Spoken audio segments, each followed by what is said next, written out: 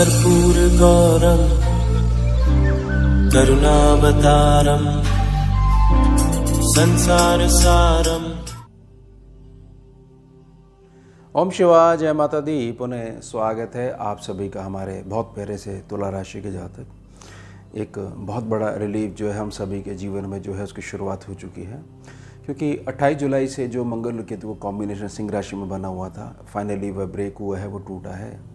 यानी समझ लीजिए मंगल और केतु जो है, ये समझ लीजिए कि ऐसी चीज़ें जीवन में पैदा करते जा रहे थे, उनके कॉम्बिनेशन से जो अंगारक क्षमता है, नेगेटिविटी वो बहुत ज़्यादा बढ़ गई थी कि समझ में नहीं आ रहा था कि आखिर में कि ऐसा कौन सा मार्ग चुना जाए जिससे कि अब फाइनली जाके हमारी जो प्रोग्रेस जो है उसको अपनी मंजिल मिल सके। तो ये कॉम्बिनेशन था, बहुत ज़्यादा ख़राब था, पूरी दुनिया में जो उथल पुथल मची हुई थी। तो फाइनली इसमें रिलीफ मिला है। अब सिंह राशि से जब मंगल निकले हैं तो पहुँचे हैं कन्या राशि में, और कन्या राशि में यह बने रहेंगे 13 सितंबर तक। यानी गणना जो निकल के आती है 28 जुलाई से लेते हुए 13 सितंबर तक, ये पूरे 48 दिनों के निकल के आती है। अब कन्या राशि के ठीक सामने शनि बाबा वक्री होके मीन राशि में बैठे हुए हैं, यानी शनि और मंगल एक दूसरे के सामने आ चुके हैं। अब शनि और मंगल एक दूसरे के सामने आ चुके हैं तो तुला राशि के जातकों को दो बहुत बड़े लाभ होने वाले हैं। सबसे पहले तो भाग्य का उदय अब कहा जा सकता है कि 28 जुलाई से शुरुआत हो चुकी है। वह मैं पूरा लॉजिक देकर एक्सप्लेन भी करूंगा वीडियो में आगे। और साथ ही साथ तुला राशि के जातकों को जो ये चीज़ थोड़ी सी सताती है, थोड़ा सा उनको हमेशा अफसोस बना रहता है कि हमारे साथ कभी भी जो है न्याय वाली भावना होती ही नहीं है। न्याय चक्र जो है उसको कभी भी जागृति हमने अपने जीवन में नहीं देखी है। तो सूक्ष्म लेवल पे एक न्याय चक्र भी आरंभ हो चुका है। अब सबसे पहले कुछ भ्रम है उनको दूर कर लेते हैं कि शनि और मंगल, यानी मंगल जो है वो आग है, अग्नि है, और शनि जो है वो फ्यूल है, तेल है। तो दोनों अगर सामने आ जाएंगे तो दृष्टि जो युति होगी, दृष्टि का जो भाव बनेगा तो उसमें तो भयानक जो है आग भड़केगी, विस्फोट होने वाला है। बात आपकी ठीक है, ऐसा होता है। लेकिन सबसे पहले समझना है कि ये कन्या राशि में मंगल गए हैं। कन्या राशि यानी कि बुध से संबंधित है ये साइन, ज़ोडिएक साइन। तो बुध की एक खासियत होती है कि जो भी एक्स्ट्रा नेगेटिविटी होती है, जो कि बहुत ज़्यादा ख़राब कर सकती है, उसको एब्जॉर्ब कर लेते हैं। और यह भी देखा जाता है कि बुध की उस समय गोचर में पोजीशन क्या चल रही है। तो इस समय गोचर में बुध बहुत ज़्यादा फाइन चल रहे हैं, और 21 अगस्त को शुक्र भी उनके साथ आ जाएंगे, तो बहुत ज़्यादा स्थिति बेहतर होने वाली है। तो मंगल की जो एक्स्ट्रा हीट है, एक्स्ट्रा जो फायर पावर है, उसको बहुत सरलता से, यह राशि का साइन है, बड़ी सरलता से काबू कर लेगा। अब शनि को समझते हैं, फ्यूल को समझ लेते हैं। देखिए शनि वक्री चल रहे हैं। वक्री जब शनि चलते हैं तो एक भाव पीछे को निखारने में सारा ध्यान लगा देते हैं। यानी शनिदेव की तीसरी दृष्टि, 7वीं और 10वीं दृष्टि उस हिसाब से प्रबलता वाली नहीं हो पाती है। तो अब फ्यूल और अग्नि तो है, लेकिन उस अमाउंट में नहीं है कि बहुत ज़्यादा नेगेटिविटी बढ़ जाएगी। हाँ, इस अमाउंट में ज़रूर है कि थोड़ा सा जहाँ पर अंधकार जो है वो महसूस हो रहा था, संघर्ष जो महसूस हो रहा था, वहाँ पर प्रकाश आ जाएगा। बहुत ध्यान से समझिएगा। इसलिए ही भाग्य उदय जो है लिया गया है, और सूक्ष्म लेवल पे एक नया चक्र भी आरंभ हो चुका है।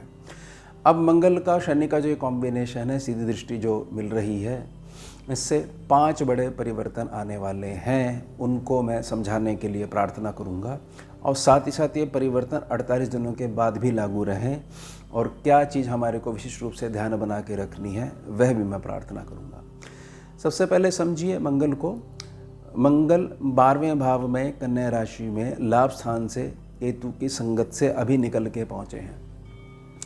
अब जो ये द्वादश भाव है, इसकी एक प्रकृति है कि जो भी ग्रह बैठेगा उसका असर पूरी कुंडली के ऊपर पड़ता है, क्योंकि ये खर्चे का सेक्शन है। ग्रह की सारी जो क्षमता है उनको खर्च करने लग जाता है।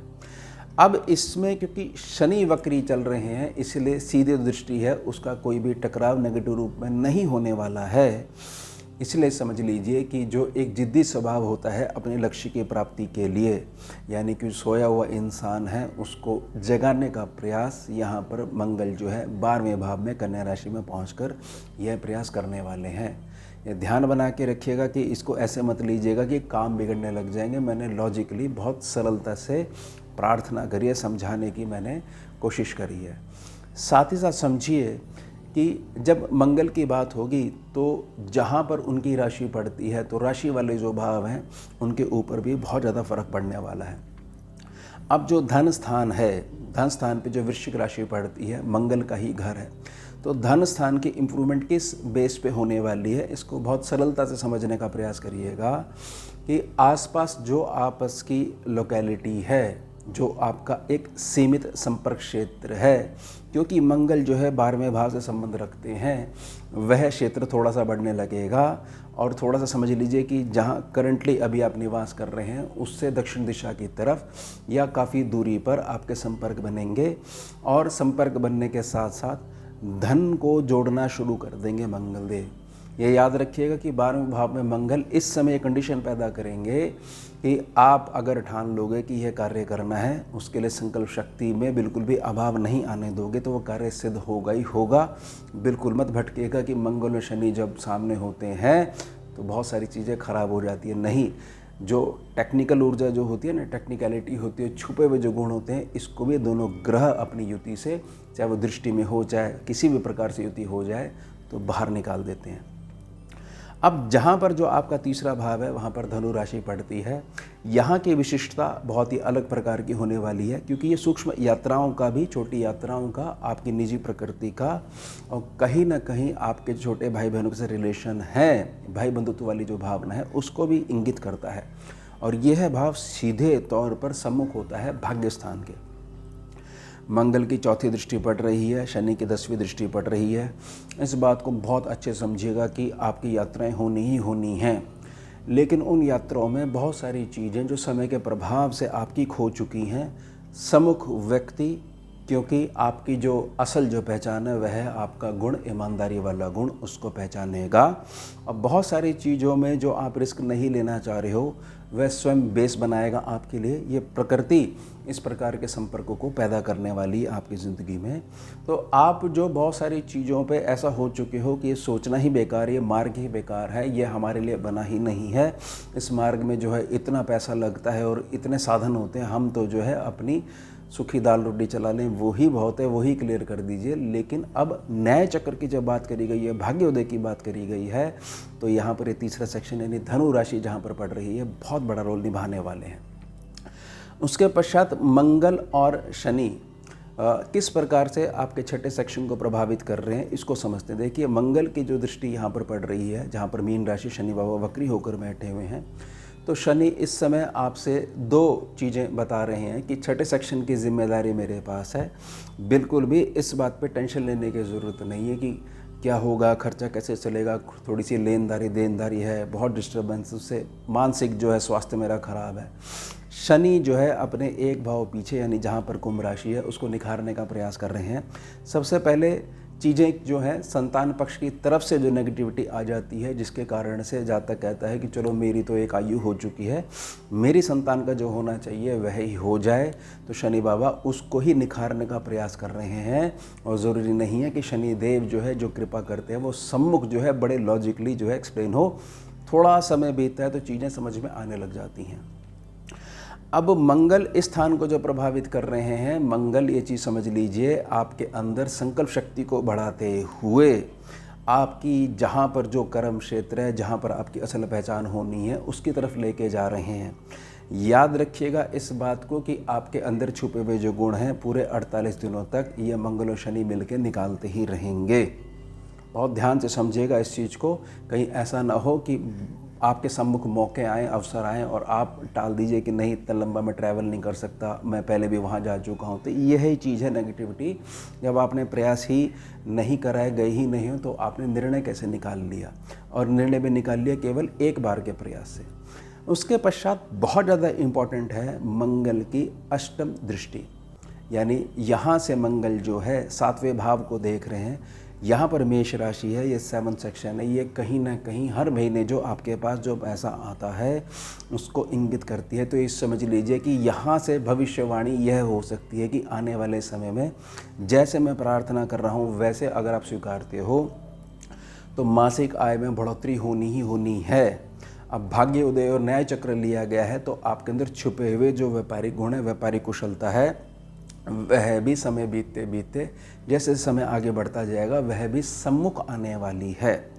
तो इस बात से ना बहुत ज़्यादा निश्चिंत हो जाइए कि हमारे को ही बहुत सारी चीज़ें करनी है। हमारे को केवल संकल्प बनाना है कि मुझे विश्वास है कि मैं ये अमुक कार्य कर सकता हूँ, मेरे विश्वास में किसी प्रकार की कोई भी कमी नहीं है।